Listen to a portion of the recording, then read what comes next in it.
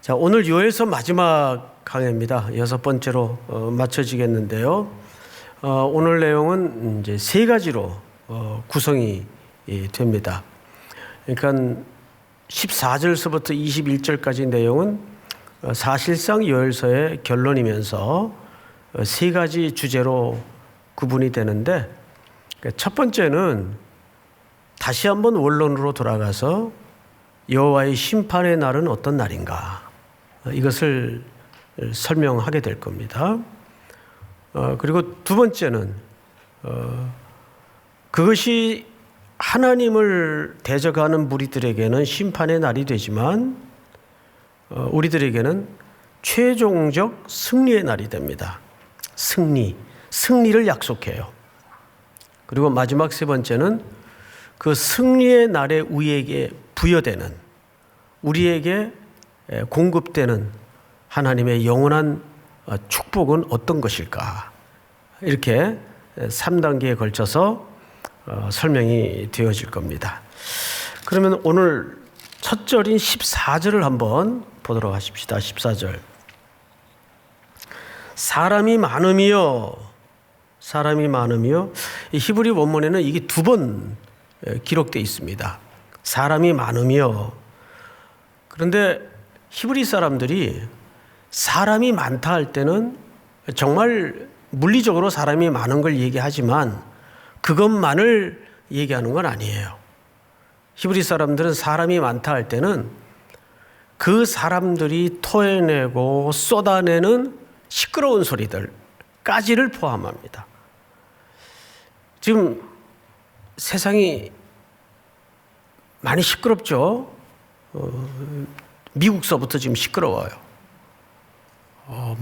끌어내겠다는 등 그 별별 그 헛소문과 아집과 고집이 뒤섞인 소문들이 많이 뉴스를 보는 사람들의 마음을 혼란케 만들고, 또 현실적으로 우리나라 상황을 보면 국정감사를 하긴 했는데 어쩜 그렇게 저마다의 렌즈를 가지고 아집과 고집과 편견으로 백성들을 정신 못 차리게 하는지. 그런데 그거는 들리니까 들을 수밖에 없지만 거기에 집중하지 마시고 이럴 때일수록 하나님의 소리에 우리는 귀를 기울여야 돼요. 사람이 많으며 라는 말은 물리적으로 사람이 많다는 뜻도 되지만 더불어서 이 세상에 가득히 쏟아지는 그런 가짜 뉴스라든지 우리의 가치관을 더럽게 만들고 혼란케 만드는 그러한 것들을 포함한 이야기가 이 표현 속에 담아져 있습니다. 좀 볼까요? 사람이 많으며 심판의 골짜기에 사람이 많으며. 소리가 어디에 가득 메워져 있다는 뜻일까요? 심판의 골짜기. 우리 지난주 이 심판의 골짜기를 무슨 골짜기로 이해했죠? 여호사밧의 골짜기. 자, 기억나십니까?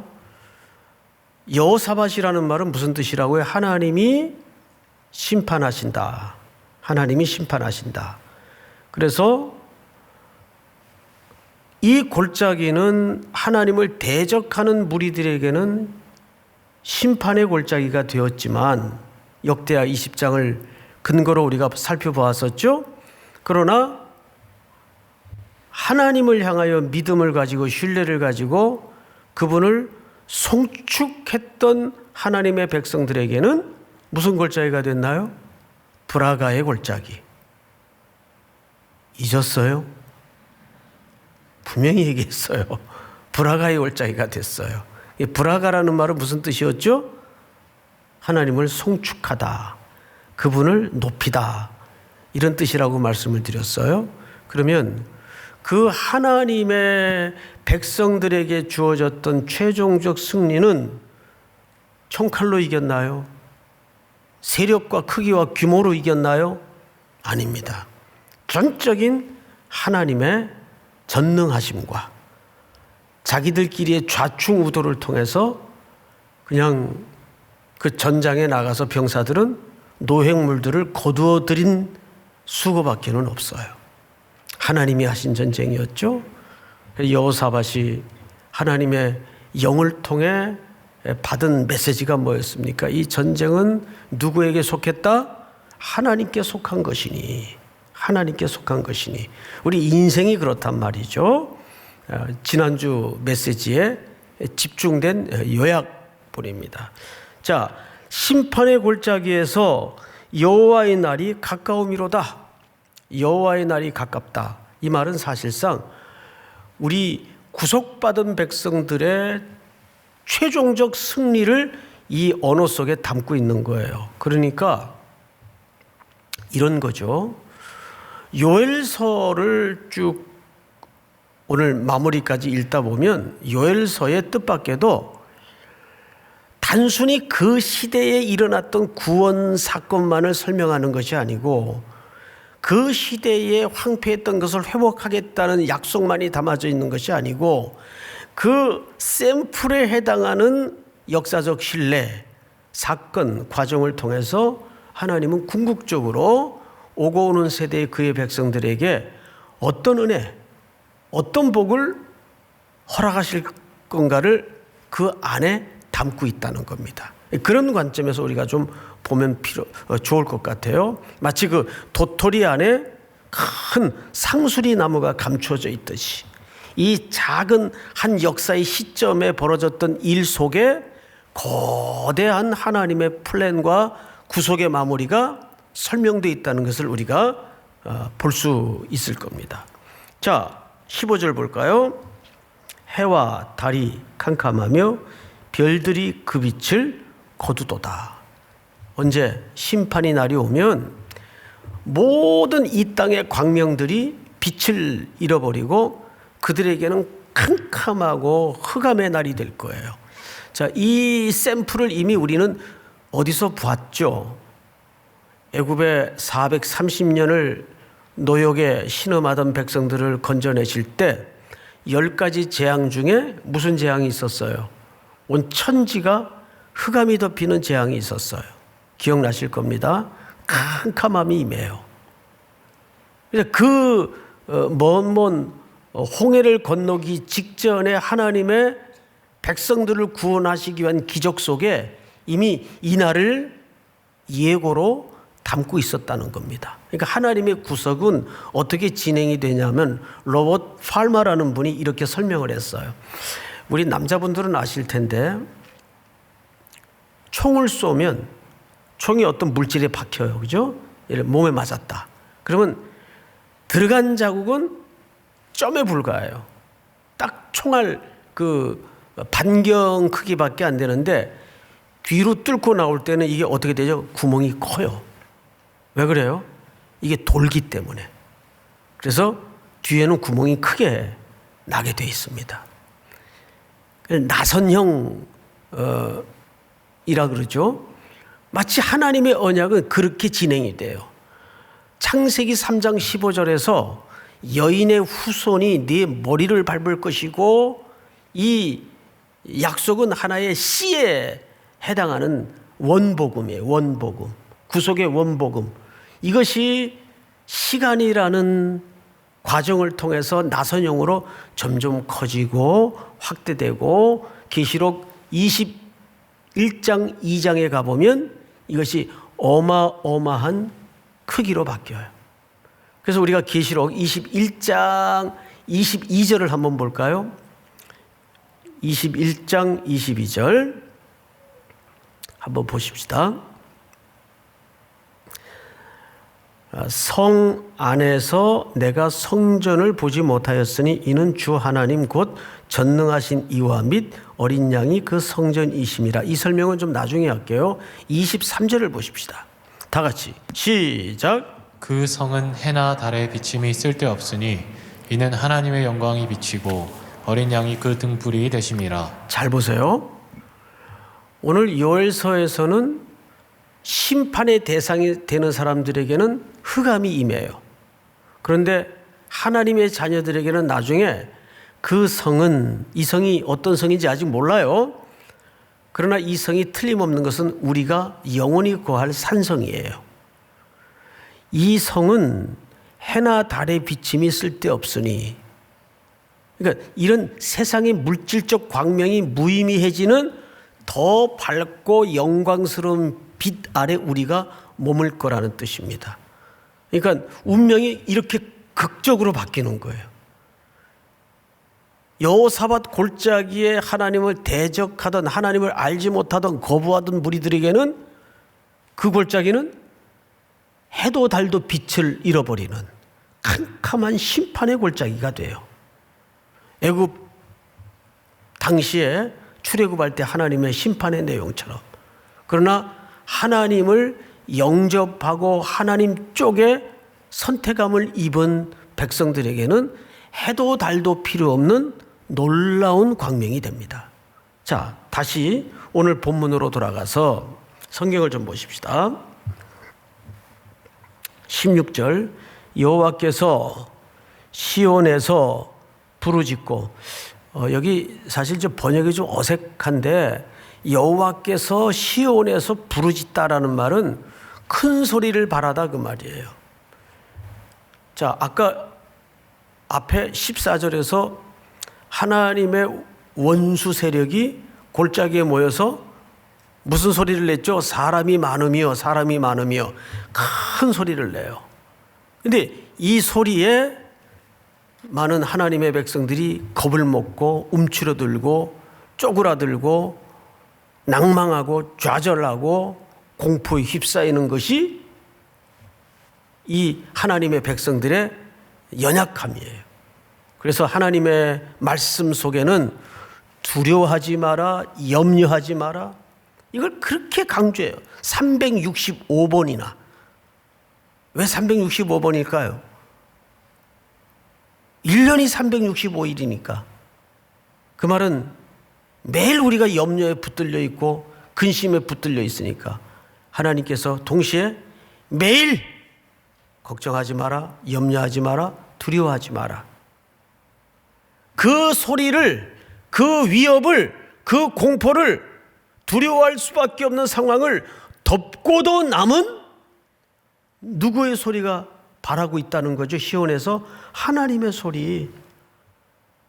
하나님이 큰 소리를 바라시면 천하의 모든 것들도 잠들게 되고 잠잠하게 돼 있어요. 여러분, 그 하나님의 권능과 하나님의 전능하심을 믿습니까? 주 목소리 바라시면 천하의 모든 것들이 잠잠하게 돼 있어요. 그래서 하나님이 시온에서 큰 소리를 내요. 이 부르짖다라는 말은 하나님께서 큰 소리를 내다 그 말인데, 이걸 어떻게 부르짖다라고 이렇게 됐네요. 자, 16절을 다시 보세요. 여호와께서 시온에서 부르짖고 예루살렘에서 목소리를 내시리니, 여기 시온과 예루살렘이 나와요. 이것은 하나님의 백성들이 영원히 거할 도성을 얘기하는데, 아까 요한계시록 21장 22절을 다시 한번 보십시다. 도대체 구약에서 그렇게 내내 설명되었던 시온과 예루살렘이 어떤 성을 얘기하는가? 그 성 안에서 내가 성전을 보지 못하였으니, 그 성 안에 들어갔는데 마지막에는 성전을 보지 못했어요. 성전 안에 들어갔는데 성전이 안 보여요. 왜? 이는 주 하나님 곧 전능하신 이와 및 어린 양이 그 성전이심이라. 할렐루야. 그러니까 여기서 시온이니 예루살렘이니 하는 모든 비유들은, 묘사들은 결국 궁극적으로 누가 성전 되심을 설명했던 거죠? 어린 양. 우리가 마지막에는 어린 양 안에 그분과 함께 머물게 된다는 거죠. 자, 이 얘기를 조금 더 구체적으로 성경 기자는 이렇게 설명합니다. 16절 하반절에 보시면 하늘과 땅이 진동하리로다. 그러나 여호와께서 그의 백성의 뭐가 되세요? 피난처, 이스라엘 자손의 산성이 되시리로다. 여러분, 피난처와 산성의 차이가 좀 있죠. 피난처는 임시적 성격을 말합니다. 산성은 영원한 도성의 성격을, 영원성을 강조해요. 자, 우리는 이 땅에 살면서 사실은 영원한 도성을 향해 가는 순례자들인데 그때마다 우리는 누가 피난처 되어 주십니까? 예수 그리스도께서 우리의 피난처가 되어 주세요. 그래서 찬송가 70장에 보면 피난처 있으니 환난을 당한 자 이리 오라, 이리 오라. 그 피난처가 누구세요? 예수 그리스도가 우리의 피난처가 되어 주세요. 그런데 그 피난처 역할을 하시면서 우리를 어디로 이끄십니까? 영원한 도성, 새 예루살렘, 산성으로 우리를 흔들리지 않고 무너지지 않는 영원한 도성으로 우리를 이끄는 순례길에 지금도 동행하고 계심을 믿으시기 바랍니다. 그러니까 여러분 기도하실 때 이 코로나가 언제까지 갈 거냐, 없어질 거냐, 지난주에 제가 오후 예배 때인가요? 전부 다 우리 참 그 싱싱한 청년들이 마스크 쓰고 있는 게 너무 속이 상해서 이렇게 질문을 해봤어요. 여러분 옛날처럼 우리가 다 마스크 벗고 이렇게 옆에 타닥타닥 앉아서 그렇게 함께 찬양하고 함께 예배 드릴 날이 올 것 같습니까? 그랬더니 아니요 그래요. 오후 예배했던 걸로 기억이 되는데 아니요 그래요. 뭐 올 수도 있고 안 올 수도 있겠죠. 그러나 그게 중요한 게 아니고 지금 이 길에도 코로나를 겪고 사는 이 길에도 하나님이 동행하고 계시다는 걸 놓쳐서는 안 됩니다. 위드 코로나를 넘어서 위드 갓, 위드 지저스 믿습니까? 그리스도와 함께, 하나님과 함께. 근데 평생 우리 순례길이 그래요. 많은 청년들이 이런 얘기를 해요. 여길 택해야 복이 되겠습니까? 저길 택해야 복이 되겠습니까? 이게 늘 우리의 그 틀이에요, 틀. 그런데 그건 틀렸어요. 질문이. 어느 쪽이 되든 중요한 것은 하나님이 너와 함께 하면 눈으로 황폐한 땅도 옥토가 될 것이고 눈에 보기 좋은 땅도 최악의 환경이 될 것이다. 하나님이 함께 하느냐가 중요한 겁니다. 믿습니까? 그러니까 대충 만나서 그냥 결혼을 해요. 네? 여러분들이 복이 되면 되는 겁니다. 요셉 때문에 한 시대가 먹고 살았잖아요. 그 흉년과 기근이 가득했던 시대가 요셉 때문에 먹고 살았잖아요. 자꾸 뭐 얘기하면 우린 패밀리라고, 예? 우리는 가족이라고. 그러니까 이성으로 안 보이는 거예요. 여기 형제 자매들이. 뭔 놈의 가족이에요. 응? 제가 그런 소리를 요즘 많이 들어요. 우리 청년들한테. 여기 좋은 자매들이 이렇게 많은데 우리는 가족입니다. 가족. 지금 화가 나가지고 내가 언제 한번 이거 설교 시간에 한번 얘기를 하겠다 그랬어요. 근데 마침 기억이 나는 거예요 지금. 가족 아니에요. 이성으로 보세요. 이성으로. 남자로 보고 여자로 보시란 말이에요. 예? 그리고 대충 맞으면 대충 이거를 여러분 오해하시면 안 돼요. 대강이라는 개념이 아니에요. 여러분들이 복이 되면 먹여 살릴 수도 있고 또 먹고 살게 돼 있어요. 누구를 만나야 이런 걱정하지 마세요. 믿습니까? 예? 이것도 아멘을 안 하면 어떡하자는 거예요? 이제 2달도 안 남았는데 나는 안팎에서 속이 타요 사실은. 이 해가 넘어가는 끝무렵쯤 시기를 맞이할 때마다 자 그런데 더 중요한 얘기를 할 거예요. 더 중요한 얘기. 16절을 다시 보세요. 피난처가 되시고 이스라엘 자손의 산성이 되시리로다라는 말은 이 땅의 거처는 우리가 피난처잖아요. 그리고 우리 산성을 향해서 걷는 순례자인 우리들에게 주님이 어떻게 하시겠다는 약속이죠. 동행하시고 끝까지 완성하여 거기 드리겠다는 약속입니다. 이 약속이 여러분들이 그 약속에 붙들려 있는 것임을 확신하시고 믿으시기 바랍니다. 그러니까 여러분들이 하나님의 복이라는 사실을 절대 잊지 마세요. 믿습니까? 자, 17절 한번 같이 읽읍시다. 시작. 그런즉 너희가 나는 내 성산 시온에 사는 너희 하나님 여호와인 줄 알 것이라. 예루살렘이 거룩하리니 다시는 이방 사람이 그 가운데로 통행하지 못하리로다. 그곳에는 하나님의 백성이 아닌 택함받지 못한 백성은 절대 통행할 수가 없는 영원한 도성입니다. 이걸 요한계시록 21장에서 1절부터 한번 보죠. 또 내가 새 하늘과 새 땅을 보니 처음 하늘과 처음 땅이 없어졌고 바다도 다시 있지 않더라. 시작.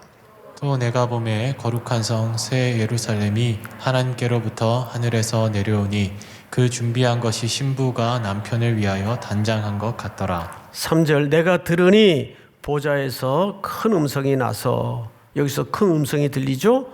보라, 하나님의 장막이 사람들과 함께 있음에 하나님이 그들과 함께 계시리니 그들은 하나님의 백성이 되고 하나님은 친히 그들과 함께 계셔서. 이 말이 무슨 얘기냐면 3절을 다시 돌려주세요. 하나님의 장막이 사람들과 함께 있어요. 이건 누구의 성육신을 얘기하는 겁니까? 어린 양이 이 땅에 장막을 입고 오신 거예요. 그래서 누구와 함께 지금 머물고 계시죠? 우리와 함께, 우리와 똑같은 육신을 입으시고 하나님이 그들과 함께 계시리니, 독생자 예수 그리스도께서 이 땅에 육신으로 오신 것은 장막을 입고 오신 거예요.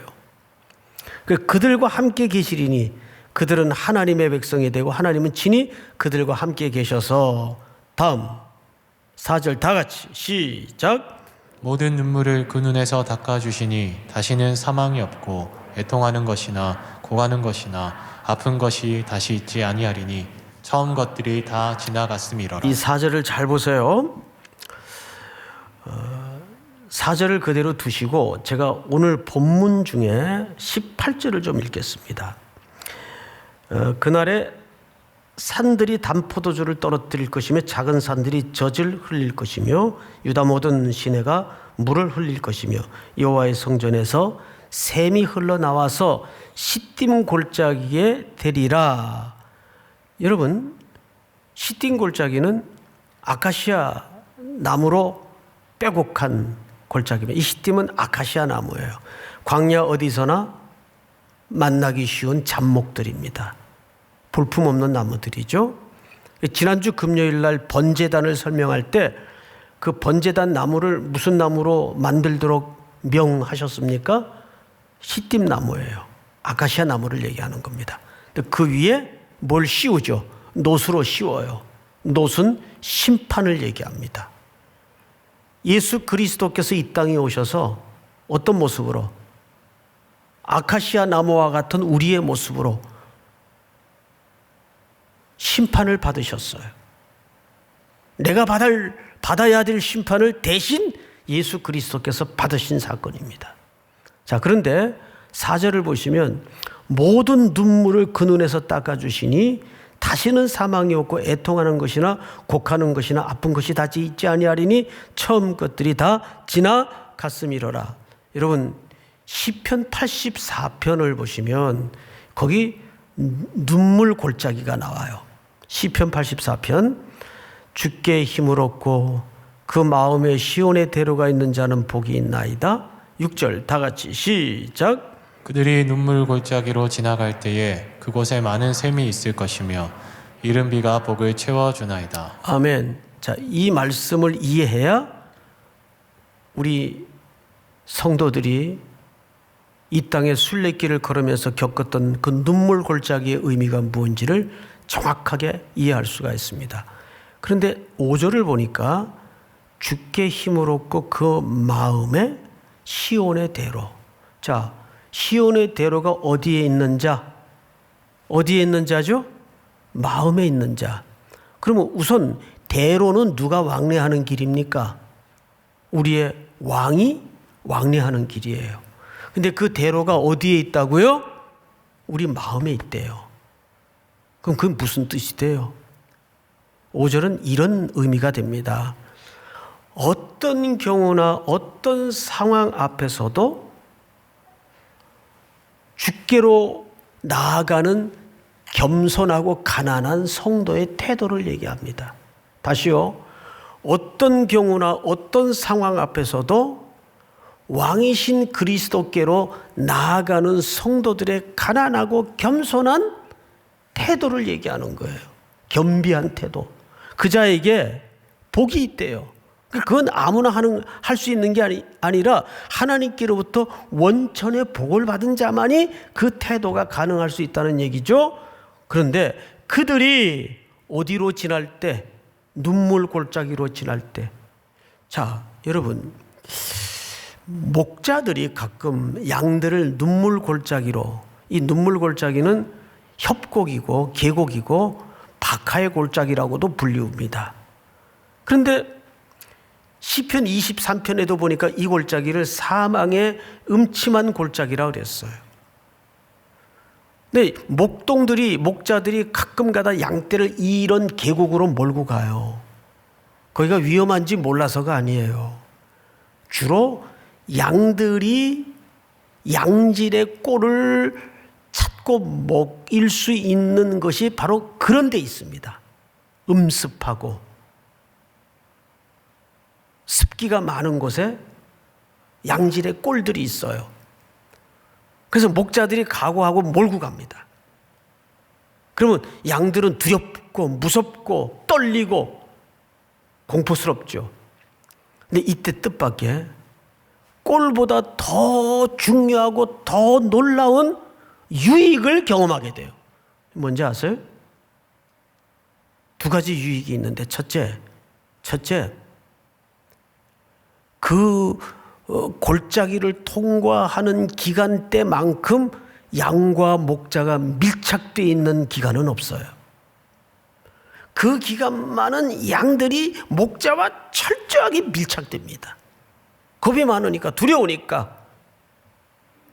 동시에 또 하나의 유익은 뭐냐면 그때 양들은 그동안 몸 안에 축적되었던 영양분들이 근육으로 바뀌어요. 그 협곡과 계곡을 지나면서 근육으로 바뀌어요. 두 가지 유익이 발생하는 겁니다. 우리도 돌아보면 야, 그때 어떻게 지나왔나, 어떻게 겪어냈나. 근데 그때 가장 내가 하나님 앞에 한 호흡이라도 더 나와서 부르짖고 간구했던 시간들이었잖아요. 그 공고함 때문에, 그 사망의 음침한 골짜기와 같은 시간을 지날 때, 그 일 때문에 돌아보면 그때 내가 얼마나 하나님께 밀착돼 있었는가. 주밖엔 답이 없다는 것을 우리가 고백했잖아요. 그 기간을 얘기합니다.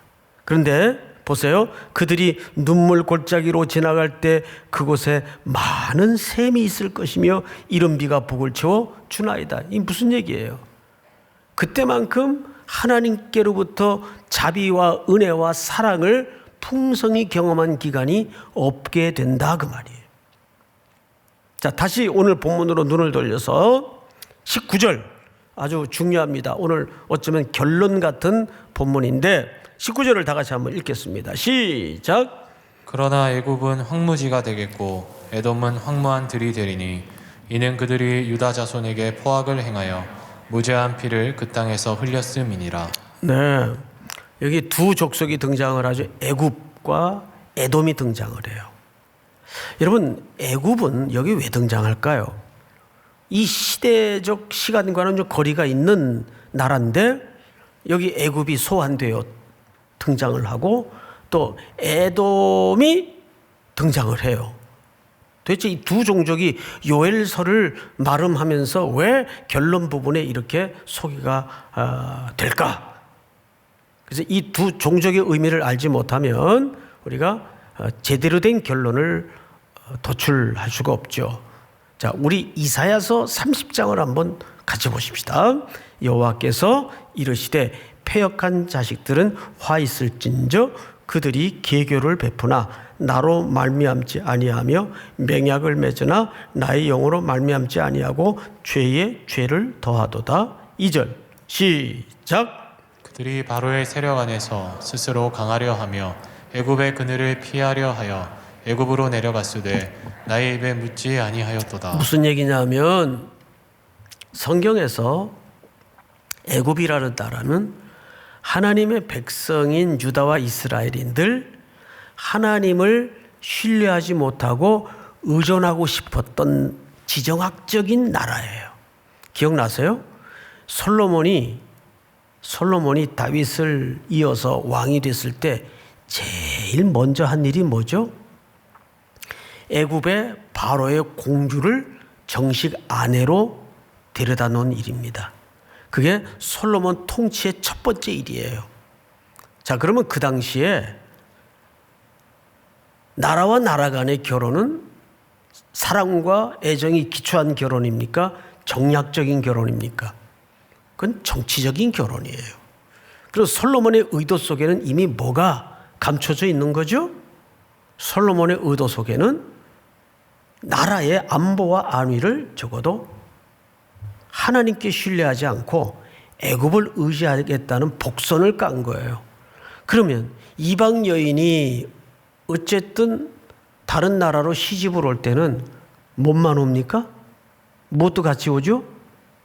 그 나라가 섬기던 신을 같이 데리고 와요. 그래서 그때부터 본격적으로 이스라엘은 혼합 종교가 됩니다. 나중에 열왕기상 저 후반부에 가면 나라 꼴이 어떻게 돼요?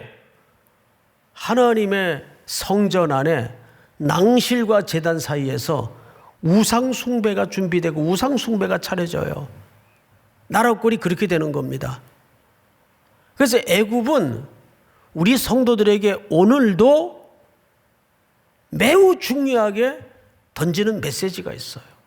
우리도 이 땅에 살면서 자꾸 규모, 크기, 자기가 사회적으로 갖고 있는 백그라운드를 의존해서 통장의 잔고를 의존해서 인생을 든든하다, 아니다를 가늠하는 이런 사고에 얼마나 많이 젖어 있습니까? 그것들이 우리를 안위하고 붙들어주는 게 아니라고요. 그런 사고방식들이 곧 뭐를 의지하는 거예요? 애굽을 의지하는 거예요. 애굽을. 또 에돔은 여기 왜 불려 나옵니까? 에돔은 왜 불려 나오죠? 여러분 창세기를 한번 보십시다. 에서 곧 에돔의 어라. 에돔이 누구의 후손이에요? 에서 누구 형입니까? 에서 누구 형이에요? 야곱의 형 아니에요? 이 둘이 전 성경의 역사를 통해서 중요한 실체적 사건 하나를 남겼죠? 자, 우리 히브리서를 한번 볼까요? 이런 얘기가 있어요. 너희는 너희 하나님 은혜에 이르지 못하는 자가 없도록 하고 또 쓴 뿌리가 나서 괴롭게 하여 많은 사람이 이로 말미암아 더럽게 되지 않게 하며, 다음 절, 음행하는 자 곧 한 그릇 음식을 위하여 장자의 명분을 판 에서와 같이 뭐 하는 자가 없도록, 망령된 자가 없도록. 여기 망령되다라는 말은 뭐 노망이 걸렸다 이런 의미가 아니라, 망령되다라는 말은 자기 영혼을 경홀히 여긴 자란 뜻입니다. 자기 영혼을 경홀히 여긴 자. 에서는 그래서 이 이후에 끊임없이 우리 하나님의 백성들 이 한켠에 남아있는 육체적 모습으로 등장을 해요. 여러분, 출애굽기서를 보면 이스라엘 백성들이 홍해를 건너서 광야에 딱 첫 발을 디뎠을 때 제일 먼저 하나님의 군대, 하나님의 백성을 가로막았던 대적이 누굽니까? 누구예요? 아말렉이에요. 아말렉이 누구의 후손입니까? 에서의 후손이에요. 에서. 얼마나 그러니까 이 아말렉은 뭘 얘기하냐면 구원받은 홍해를 건너 구원받은 백성에게 부딪히는 육의 싸움이에요. 어떤 상대적 개념이 아니라 내 안에 여전히 끈질기게 뿌리를 내리고 남아있는 옛사람의 희미한 그림자예요. 옛사람의 희미한 그림자. 그래서 이 에돔과 애굽이 여기에 등장을 하는 겁니다. 그래서 사울 왕이 처음 이스라엘의 초대 왕이 되었을 때 하나님께서 첫 번째 명령이 뭡니까? 너는 가서 아말렉을 진멸하라. 근데 어떻게 진멸하도록 되어 있습니까? 남녀소와 젖먹이까지. 이건 윤리적 잣대로 들이댈 문제가 아니고 철저히 그 뿌리를 뽑아라 그 말이에요. 나중에 아말렉이 무슨 짓을 해요? 이스라엘 백성들이 행군을 하는데 뒤에 지쳐있는 자들을 계속 공격을 하죠. 신명기서에 보면 그게 아말렉의 실체입니다. 아말렉은 우리가 천성문에 이를 때까지 여러분 그 전쟁은 한 번에 끝나질 않아요. 그래서 그 아말렉과의 전투에서 여호수아가 이스라엘 백성들과 더불어 완전히 진멸하고 승리를 했지만 출애굽기 17장 16절은 어떻게 끝이 납니까? 여호와께서 대대로 싸우리라 하셨다 하라. 그 전쟁을 하나님이 안 끝내요. 그걸 거역한 게 사울이에요. 육체의 싸움을 멈춘 거예요. 순종하지 않은 거예요. 우리도 여전히 이 싸움이 이번 한 주도 진행될 것이고 영원한 산성에 이를 때까지 이 싸움은 진행될 거예요. 그래 그때마다 누구를 피난처로 삼아야 됩니까? 우리의 영원한 도성인 어린 양 예수 그리스도. 그 그리스도가 또 한 주도 남은 순례길에도 여러분들의 피난처가 되어주시는 줄을 믿으시기 바랍니다. 우리 다 일어나십시다.